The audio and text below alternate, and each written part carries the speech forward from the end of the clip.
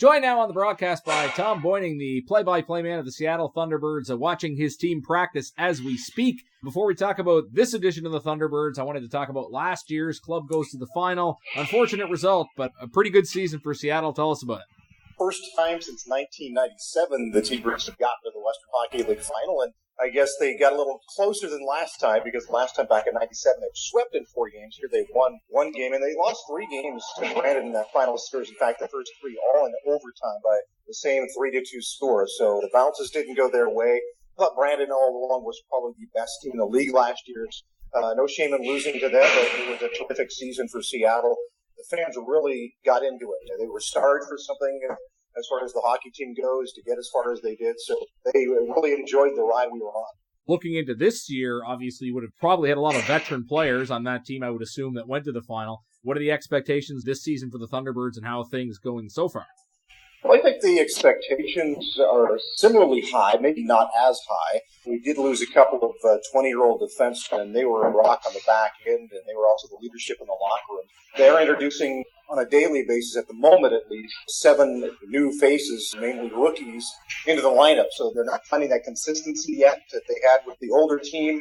They're also dealing with some injuries. Keegan Colasar, a third-round pick of the Columbus Blue Jackets, was hurt in camp with Columbus and is not expected back for another week or 2 in the lineup, so we've missed him since the start of the season. We were fortunate enough to get Ryan Gropp back from the New York Rangers, Hartford Wolfpack, as a 20-year-old. Doesn't happen too often to sign guy gets sent back to play in Major Junior, but because he's a 20-year-old, we had to then ship out one of our players that we had to get down to the limit 3. So we had to trade away Kevin Lett, who's a great role player. The big question still remains, and has been since August, is whether or not the team will get Matt Barzal back from the New York Islanders. He played in another game of the Islanders last night, but his time there has been limited. He's only played in 2 games. He's not performed, I think, up to what they want from him, and the rumors, the talk, the scuttlebutt is that he will be sent back here sometime soon, but you never know with the Islanders.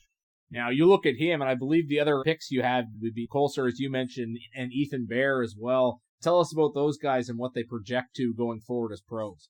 Well, Colasar's a big physical forward, but he has really good hand. He projects as a goal-scoring power forward, very good on the power play for us. And then Ethan Bear has really come a long way. He was mainly an offensive threat since coming here for last year and now early in this year, although he's only got 1 goal. He really is going to become a big part of both ends of the ice. He's been much more physical, I think, this year than he had the past couple of years with Seattle. I think he realizes with no Jared Smith and Jared Hoffback that he's the seasoned veteran defenseman now, and they're looking for leadership from him. And there are some people a little surprised that he did not get onto the Western Hockey League All-Star team for that series against the Russians as one of the top defensemen, because he's represented in Canada, like at the U18 out in the Lincoln tournament in the past.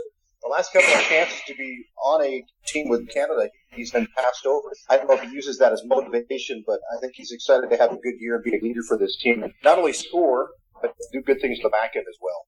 We talk about Ethan Bear and a Canadian hockey player, obviously. Has there been a flow of players from the Seattle region or the Northwest region coming into the WHL? Because when the QMJHL expanded into the Maritimes, it seemed to increase the portfolio of players. Of course, Sidney Crosby, a great example of that. Has the WHL seen an increase in players from the Northwest? It seems like there's a lot of Californians in the league. Well, I'd say it's more of a trickle than a flow right now, but Kyler Yamamoto over in Spokane, he and his brother, but Kyler is a draft eligible and many consider to be a number 1 pick. They are from Spokane.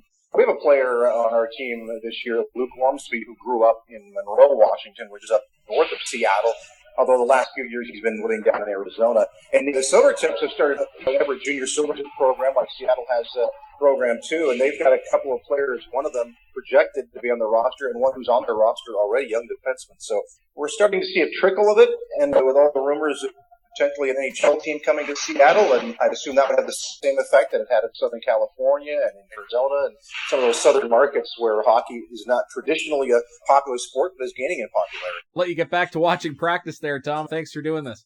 Sure, Patrick. Always good to talk to you. That's Thom Beuning, the play-by-play man of the Seattle Thunderbirds, joining us here at the intermission. You're listening to McDonald Auto Group, Scream Eagles Hockey, 1270 CJCB.